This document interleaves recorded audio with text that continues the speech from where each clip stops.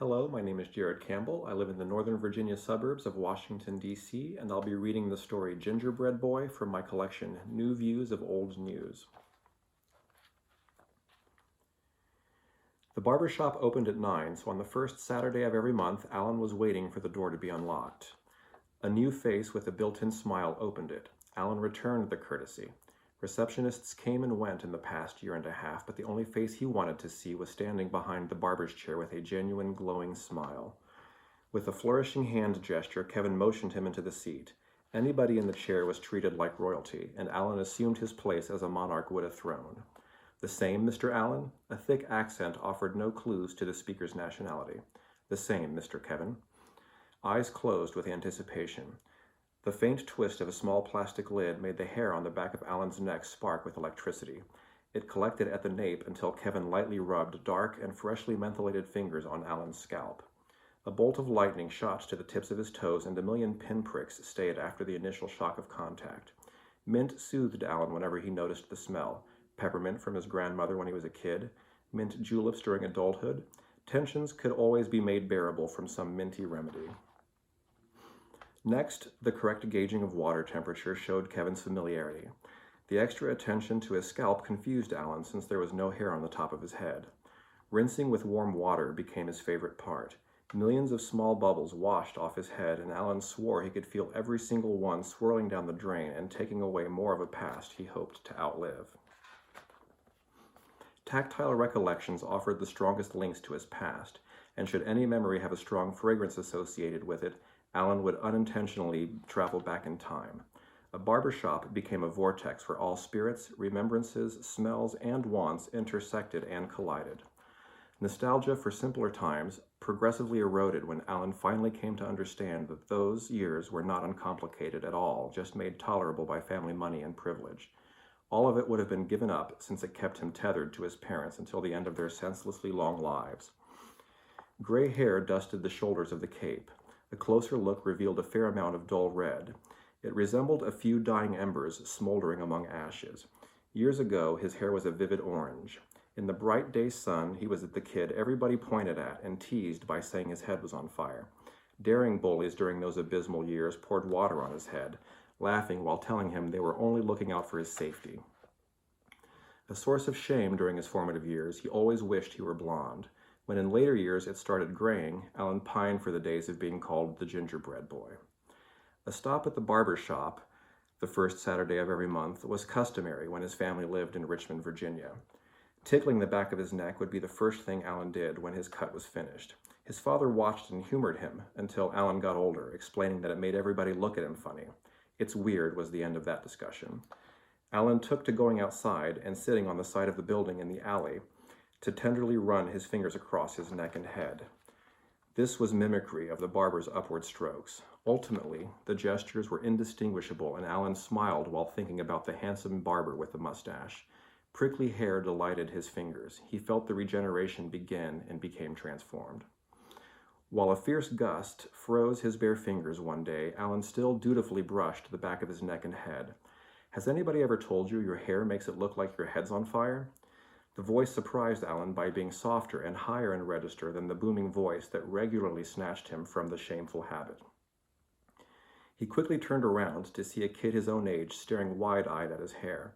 Where Alan might resemble an alabaster statue, the young child opposite him was an ebony effigy of a youthful African deity. An exchange of fascination over their unusual coloring was initiated between the two. "My name is Alan." "So is mine. How do you spell yours?" "A-L-A-N. I spell mine with 2 L's and an E." In ignorance, Alan with an A proclaimed, "You know how to spell?" "And read, if you can believe it." The other boy's laughter stunned the other kid, who never registered the jest. "A lot of us know how to read and write. We just don't go to your schools." They walked closer to each other, never once taking their eyes from the enchanting black skin and red hair. Awkward mutual admiration continued until Alan with an E was taken by the need to look and feel more of the other boy's soft and freshly cut hair. Unsure hands seized the redhead by the shoulders and spun him around. Colder fingers than his own rubbed the back of Alan's head, especially near the nape of his neck, where the hairline expertly faded away into his skin. Infinitely better than unfeeling electric razors, charged fingers pleased as they caressed carefully cropped red hair. Heat burned behind Alan with an eased touch. Alan with an A welcomed the impression and wished his head were truly covered in flames. He closed his eyes. So much confused him then. What about a foreign hand performing a personal and familiar function made him feel different and exceptional? Alan! Both boys flinched and turned towards the deep voice saying their name. Yes, their responses were in unison, perfect and identical in tone and duration. Angry-faced, Alan's father balled up his fist tightly before extending his forefinger and pointing to his side. Obeying was immediate and involuntary. Innocently, Alan offered to explain away his father's confusion. His name is Alan, but spelled different from mine. Different than yours, son, Alan's father corrected, and different from you. Alan was whisked away too quickly to have a final look at the other boy. The vague blur of a face was all he could remember by the end of that day. The imaginativeness of his fiery hair burning a boy's fingers, turning them black and ashen, began instantly. Dark hands kindly grabbed his shoulders to spin Alan around and out of his daydream. Opening his eyes, he faced himself in the three-quarter-length mirror. Kevin broke the silence. How do you like? The answer was affirmative, a nod and a smile. Hands smoothed away any excess hair left from the cut. A tender caress across Alan's stubbled face was only the beginning of more marvels. Contrasting and cool shaving cream was applied with customary upward strokes. A deep breath and a final nervous swallow preceded Kevin's careful removal of stubble. Paternal threats once induced a hasty reaction that informed Alan of the potential danger from a naive slip of a blade. Years of anxiety and disgrace might eventually be reconciled, but it would still take time, possibly more time than Alan had left. The shave was over before Alan completed any serious deliberation. Now you are even more handsome than before, Kevin stated, and hearing it always made Alan blush. Thank you, Alan said. It's only because of you. The most they carried on conversationally was when the next appointment was made for the first Saturday of the following month. Before Alan paid the cashier, a brand new $20 bill was presented to Kevin. After a final goodbye to the barber, he exited and walked around the neighborhood a while before returning home. The further away he walked from the barber shop, the more he allowed Kevin to recede from his mind. Thoughts of his barber were a distinctive moment for Alan, a link to a part of him that shame or pedigree kept buried for so long. Once a month was sufficient, since it took so much out of him to get a 30-minute cut and shave at the barber shop. Thank you guys very much for listening to me and giving me the opportunity for this reading series. I hope to see everybody again next year, and hopefully we can all get together in person. Thank you guys again for listening. I appreciate it. Hello, I'm Daniel M. Jaffe in Santa Barbara, California. I'm going to read from my new short story collection, Foreign Affairs, Male Tales of Lust and Love. I'll read from the beginning of the first story, The Importance of Being Jurassic. Bill understood Quinn to be whispering dirty, but in the raspy, heavy brogue, the word came out as dirty. You're a dirty, dirty man. Quinn flicked out his tongue and sucked it in frog-like with a thirping sound. You're a dirty, dirty man. A journalist for the Chicago Tribune, Bill had arrived in Dublin this morning to write a human interest story on the upcoming gay marriage referendum. Polls anticipated Ireland becoming the first country to authorize gay marriage by public vote. Traditional Catholic Ireland. Passionate encounters with locals were the secret to Bill's success as human interest story writer. Even in his late 50s, he could get laid with fair enough regularity, especially as exotic foreigner. Few journalists' articles contained the under-the-skin insights Bill's did, revelations feeling like disclosure to a trusted confidant. Bill's interviews read like intimate pillow talk because that's precisely what they were. Bill put little stock in ethical baloney about maintaining journalistic distance.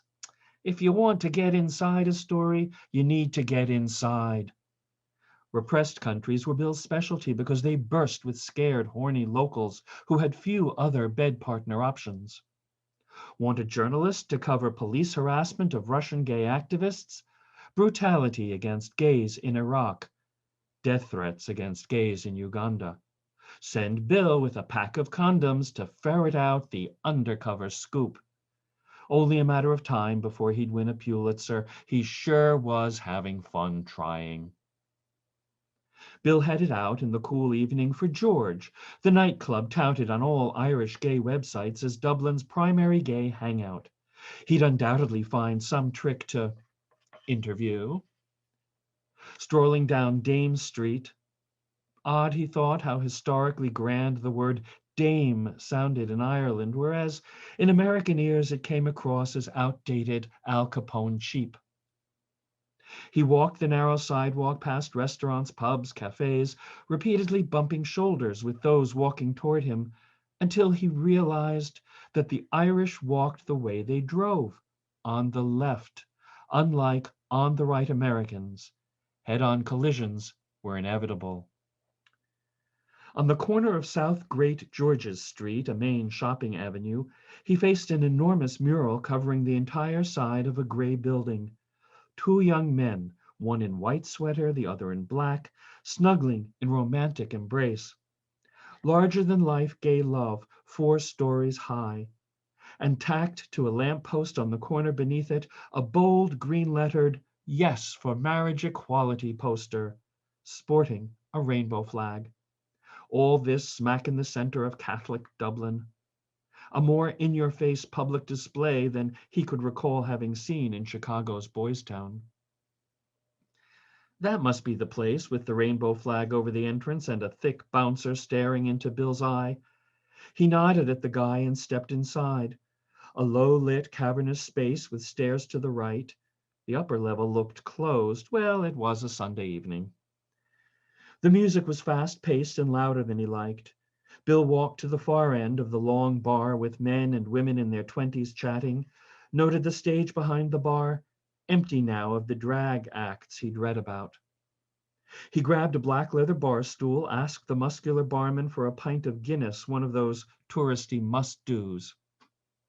He savored the thick molasses foam, the mix of bitter and heavy sweet, then turned to the lean young man beside him, a handsome fellow with close-cropped blonde hair, and introduced himself, knowing that his accent would lead at least to a "where you from" conversation. Bill slapped on his persona of naive visitor. All I basically know about Ireland is leprechauns and 4-leaf clovers. And all I know about America is that you all carry guns and shoot black teenagers when you're strung out on crack. Point taken, said Bill, impressed by the cleverness, sour as it was. He switched strategies. Of course, I also know Shaw's plays and Beckett's, Joyce's Dubliners and Portrait of the Artist. A literate American, who'd believe it? No doubt you've read Angela's Ashes, too, loving every page that confirmed your image of downtrodden Ireland. Not unusual for younger men in bars to be disinterested, but hostile? And, continued the young man, surely you were self-righteously appalled by that movie, The Magdalene Sisters. The one about Irish nuns enslaving unwed mothers? Of course I was appalled. Makes you feel all superior, doesn't it? Like you Americans don't have pedophile priests and such. Bill held up his hand like a stop sign. Didn't mean to offend by my mere existence. The young fellow dropped his head. 3 pints and a turn, jackass. Sorry. Guess I'm pissed because I'm out of commission. He grabbed his own crotch. Should Bill ask? A fucked up piercing in San Francisco a year back, volunteered the young man. Every now and again, my Prince Albert splits the head of me dick. The healing takes weeks, so all I can do is look and drink and grouse. On behalf of all guilty American piercers, I apologize. If I were healed, old da, said the young man, I'd fuck you sure. I'll stop here. Thank you so much for watching, and my thanks as well to the Saints and Sinners folks who organized the reading series. Take good care.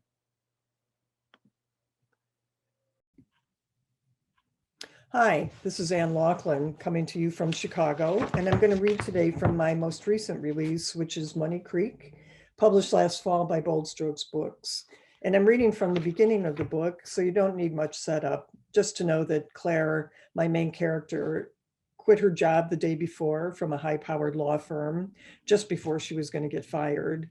So in commemoration of that, she went out and got wasted, and this scene takes place the morning after.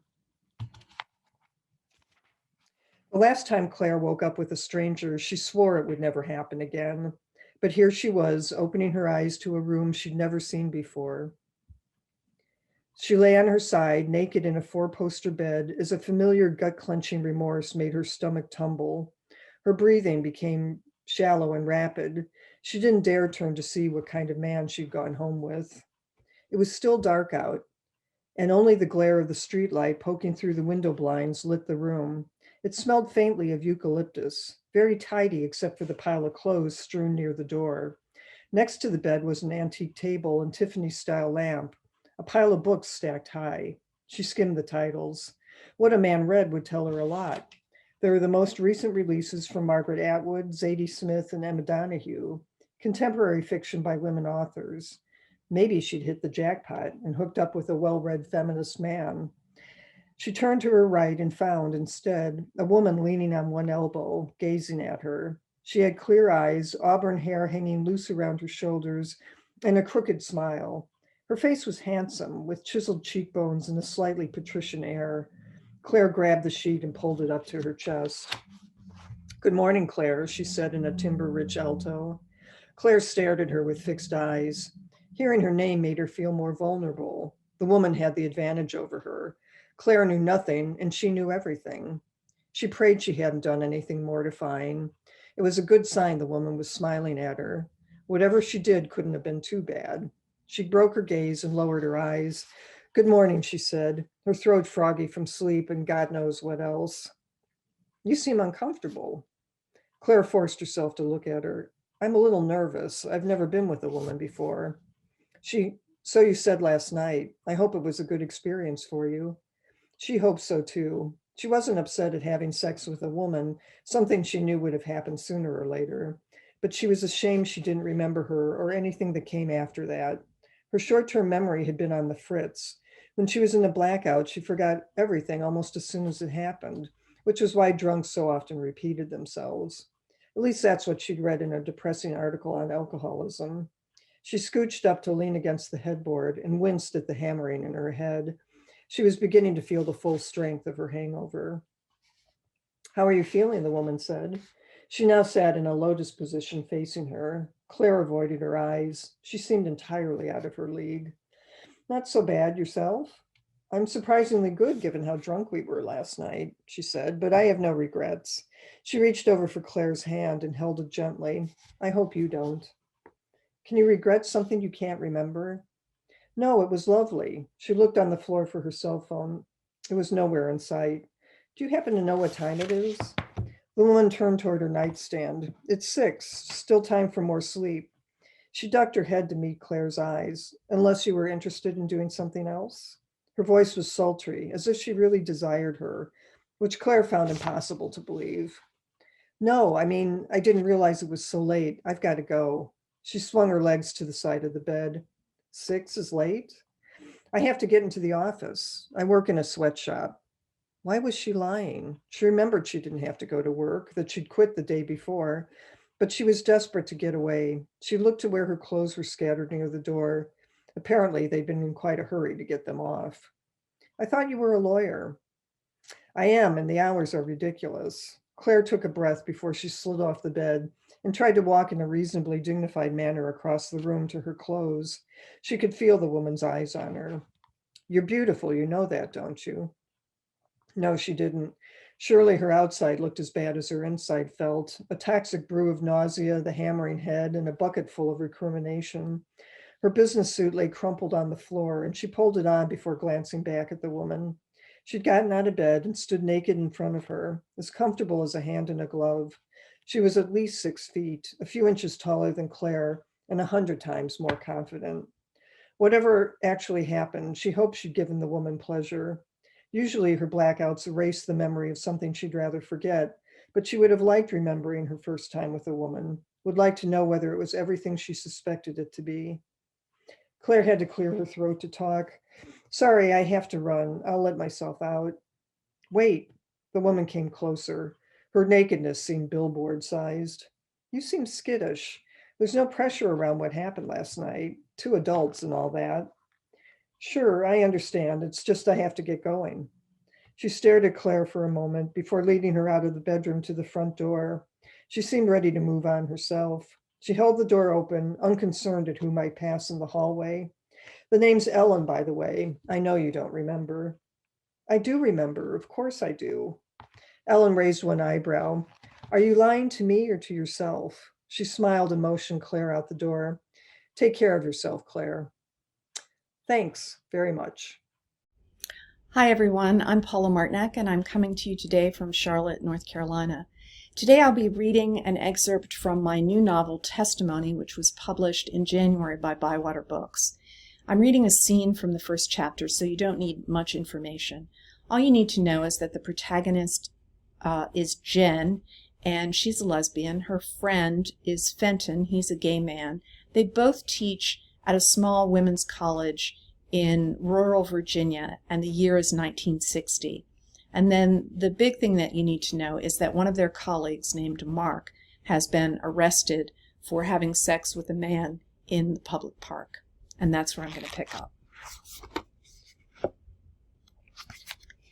After her second class, Jen called Fenton in the theater, but he was skittish and said he couldn't talk. First day pandemonium, he claimed. He was the lone drama teacher at the college, who also cast and directed all the school plays, managing students from both Baines and its brother college, Davison Lee. Jen waited until she was packed up to head home, then dropped in at the theater to gauge for herself how her friend was holding up under the weight of the news about Mark. She tagged along behind him through the theater wings as he took inventory of props that might suit for the fall production of Charlie's Aunt. He'd lost some weight since she'd last seen him. Slender to begin with, now his jacket hung off him loosely, like a teenager who had borrowed his father's clothes. "Hon, you don't want to be seen with me right now." He glanced around as if spies might be hiding in the scenery and props. "It's not safe." The fear she had when Ruby told her about Mark resurfaced as a catch in her throat. "Are you and Mark involved?" Fenton continued to inspect the props, making notes on his checklist, but she saw a flicker of pain in his hazel eyes. "No names, please." After a pause, he continued, "It's been over for a while." She waited, but he didn't elaborate. "Well, what say you come for barbecue on Saturday? We'll try to forget what's happening and have a gay old time." He winced at the word gay, but aloud, "I did miss barbecue when I was up north. Count me in." "You could bring me flowers," she suggested. "Everyone will think we finally fell in love." "What they'll think is you finally lost your mind, given up all hope of finding a normal man." She lowered her voice. "Little do they know I only prefer abnormal men like you." He put down a china vase he'd been assessing and turned toward her with a pinched look. "Jen, you realize how serious this is." "I know." "They caught 5 men. They won't stop there." Fenton forced his trembling hand into his jacket pocket. "I had a nightmare about Mark last night. I told him so many times how risky his behavior was, parks and tea rooms and such. But did he listen? And it turns out he was doing it with a Negro behind Big Bo, for God's sake." She flinched at the dismissive mention of Mark's Negro lover. She never took Fenton for a bigot, but he was so upset this wasn't the time to press the issue. The town's venerable shrine to the Confederate dead, called Big Bo, featured the names of local soldiers engraved along its base, plus the battles they served in. It took its nickname from the bronze statue mounted on the pedestal of an officer on a prancing horse, almost as majestic as Robert E. Lee on Monument Avenue in Richmond. "So you never—" "No, I always play it safe." She wasn't sure how safe it could be frequenting bars in Richmond, but she couldn't point that out with Fenton so distraught. Sometimes I think gay girls have it so much easier, he said. You don't have to meet up in bathrooms where the person in the next stall might be an undercover cop. Jen bristled. Yeah, women have it so easy, being invisible to each other. We might risk everything coming onto a colleague who turns out to be horrified by our very existence. Or some girl we teach could get angry about her grade and... Touché. Fenton sighed and scratched something off in his notes. Thank God you've got Carolyn. That must be a comfort.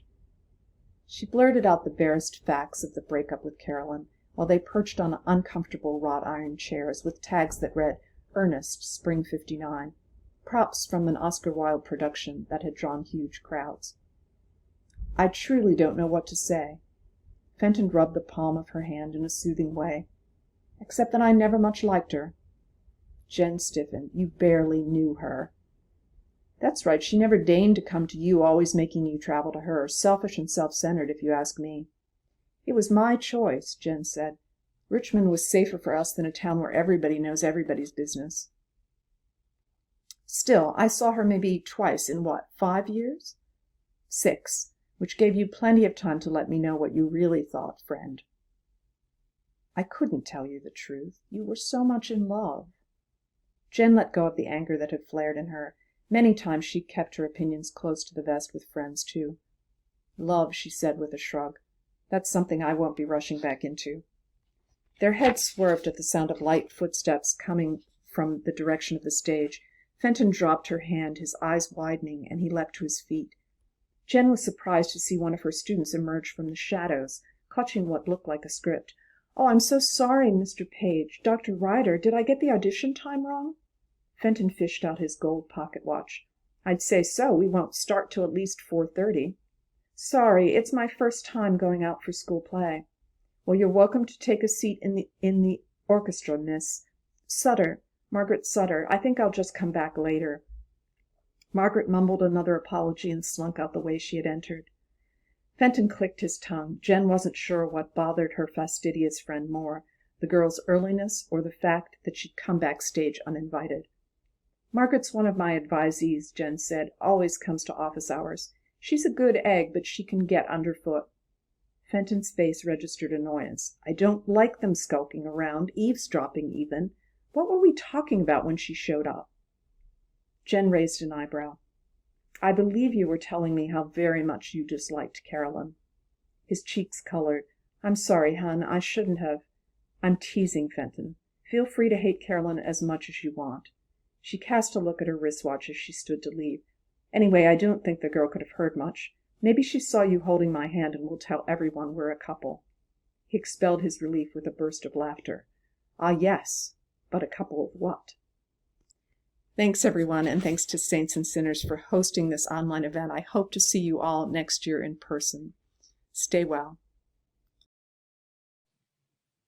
Hello, everyone. My name is David S. Pederson, coming to you from sunny Arizona, and I am the author of the Heath Barrington Murder Mystery series. Death's Prelude is actually a prequel to the other 5 books set in 1937. And in this scene, Verbena Partridge is taking her young nephew Heath on a transatlantic crossing to England on the Queen Mary.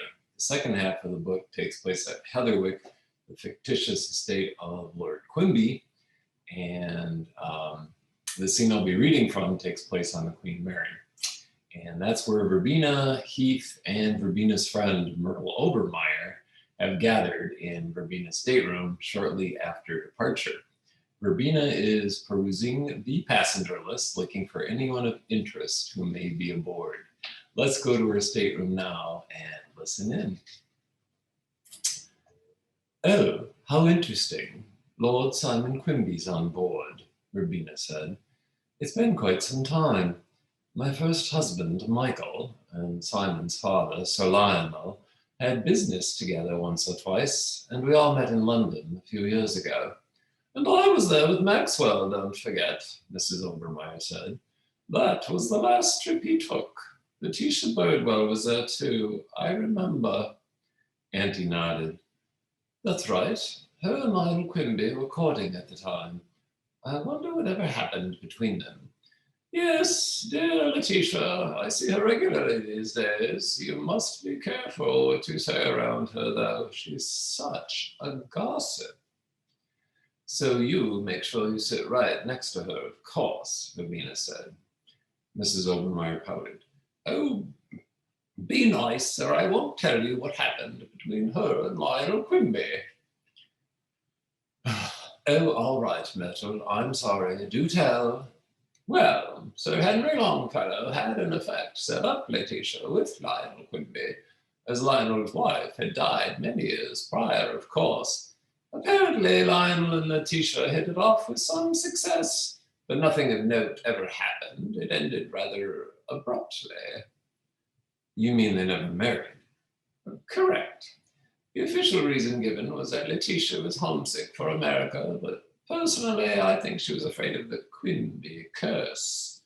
I ran into Simon, you know, Lord Quimby, I guess I should call him now, on the Aquitania last spring. It was all rather peculiar, Mrs. Obermeyer said. She finished her glass and held it up for a refill. I obliged and helped myself to a banana from the fruit basket while I was at it. Thank you. Now then, where was I? You were saying you ran into Lord Quimby on the Aquitania. Oh, yes, most peculiar. He had made fast friends with a young man from Philadelphia. I forget his name. Sturgis or something. Anyway, just before we docked in New York, this young man was found dead in his cabin. Dead? From what? Verbena said.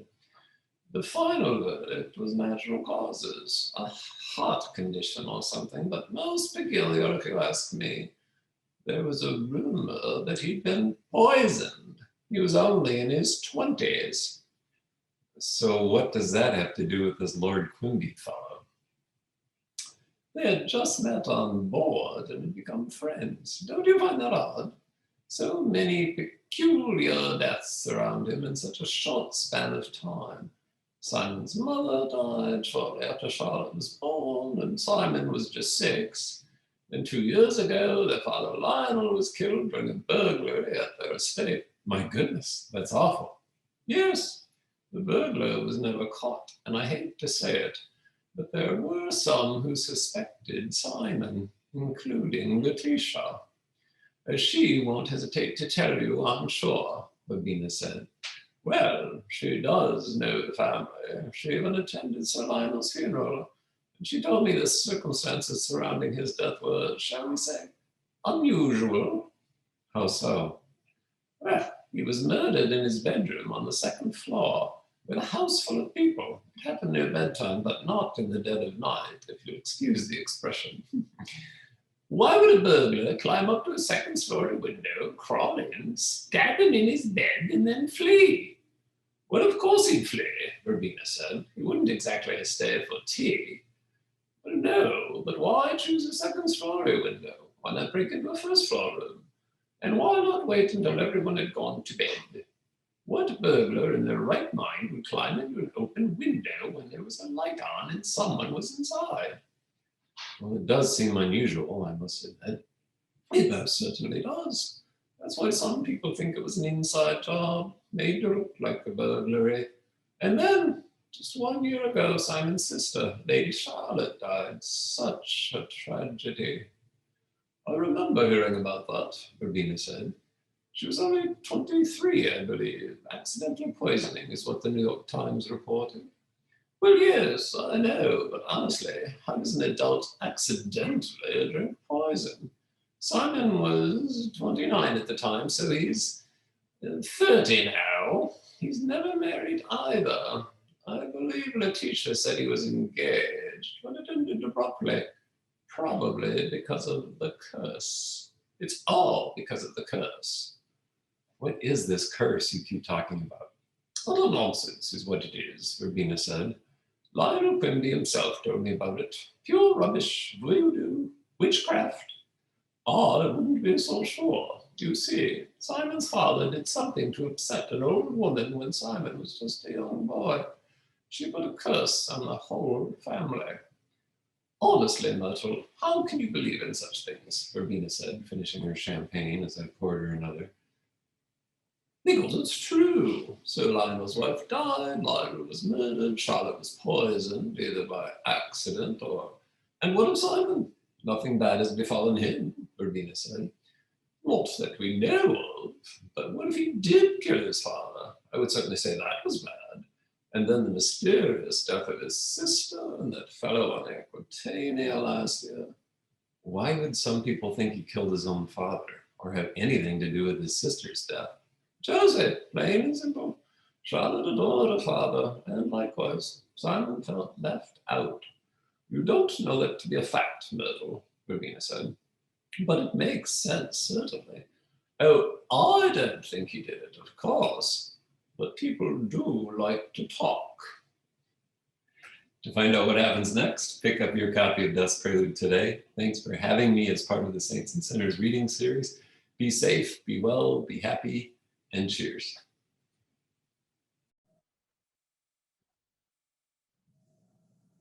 Hi there, I'm Steven Riel, and I'm from Massachusetts. I'll be reading poems from my most recent book, Fellow Oddfellow. The first poem is called Crayola Cruella. I came of age during one of those crafty 7-year pauses Disney places between releases, but didn't need the movie to sweep me away, or even its trailer to tease me. All it took was a cheap coloring book, typical spin-off Hollywood cranks out to puff profits, displayed to catch the doe eye of a soft-spoken boy who'd wend down dime store aisles. Once I had my prize safely home, its newsprint pages lying soft beneath my palm, I grasped the reason for that white crayon in every pack as I waxed in her opposing hair slash, highlighted its shock of black. Instead of a broom, Cruella had glamour, the nasty kind. The base of her phone cradled its handset with claws. Pink cigarettes spat smoke at the tip of her swank holder. Her jade alligator lighter blazed red eyes each time it was stoked. And she had a checkbook, and she had Hell Hall, and she had thieves at her beck and call. So I silvered slit eyes of her purring panther coop, blackened in points of ermine tails, darkened peach within concave curves of her skeletal cheekbones and shins. My boy eyes in a town too tiny for a drive-in, mind's eye open, a ready pond, reflecting livid lightning bolts, or a coloring book's surging sketches. Imbeciles, get to the crossroads, head off those puppies, I'd shriek, unleashing the cackle within.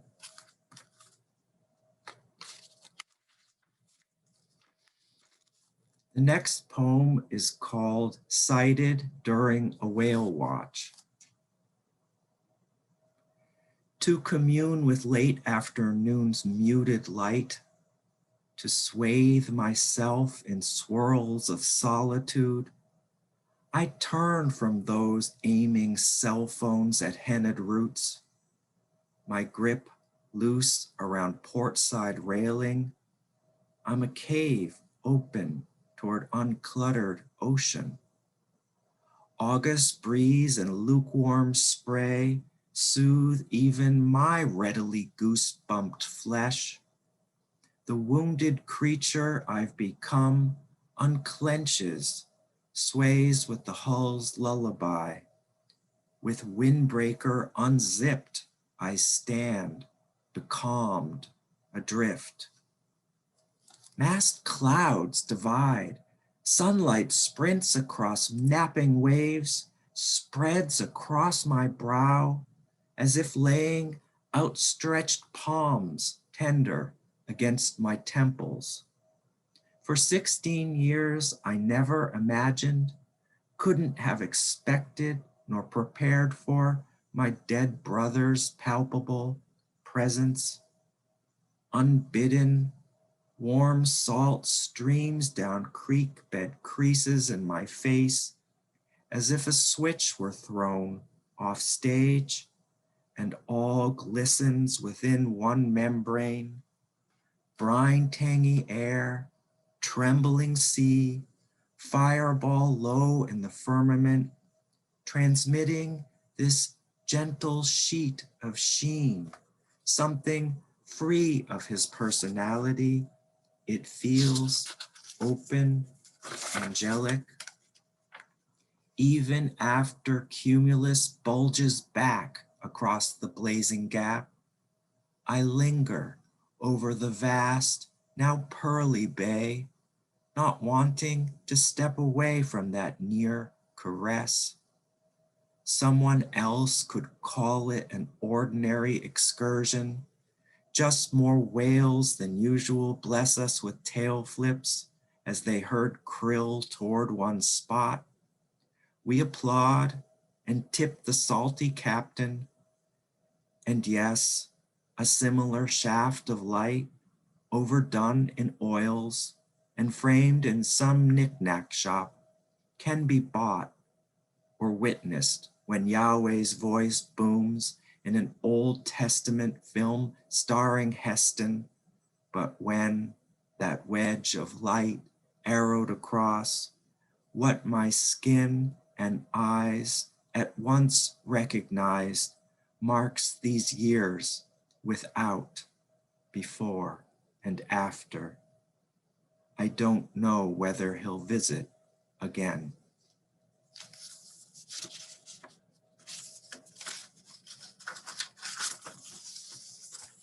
This is called For Patrick, My New Nurse.